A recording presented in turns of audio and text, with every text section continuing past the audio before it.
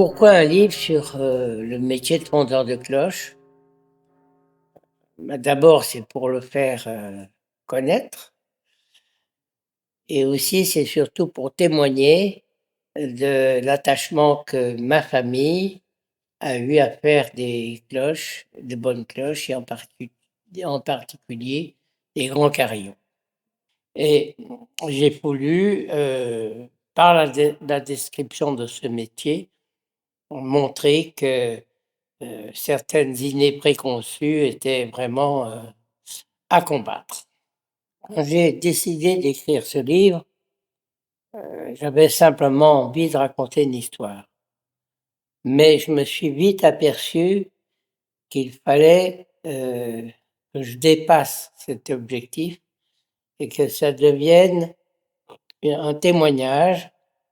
Et ce témoignage, je le confie à toutes les personnes qui ont contribué à la réputation de la Fonderie Paccard, à tous les ouvriers qui, depuis 227 ans, ont contribué à une entreprise qui est quand même quelque chose de très particulier par son objet, bien sûr, mais surtout par l'idée qu'on se fait d'une entreprise qui est non seulement une entreprise, mais c'est une famille où tout le monde prend sa part du travail et tout le monde sont égaux devant le travail, chacun le prend et il met tout son cœur.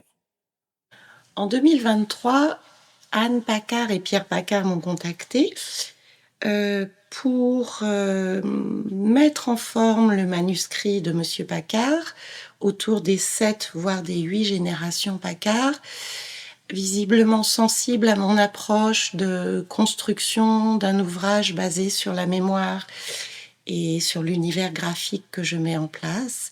Et ça a été une aventure extraordinaire, riche de rencontres, riche d'immersion dans un patrimoine image fantastique et rarissime.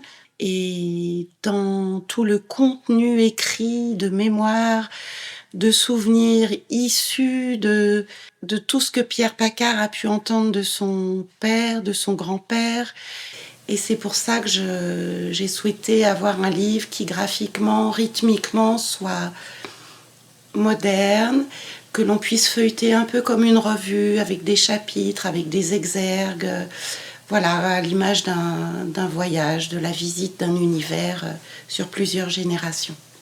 Notre rencontre entre Emotibook et moi a été faite grâce à Anne, car j'avais pratiquement terminé mon manuscrit quand Anne m'a dit: «Écoute, on doit pouvoir faire mieux». Et grâce à cette jeune société, j'ai été très surpris de voir que l'écriture était une chose, mais la mise en page et la construction d'un livre, surtout un livre où on mélange l'histoire et la technique, euh, c'est pas simplement un récit.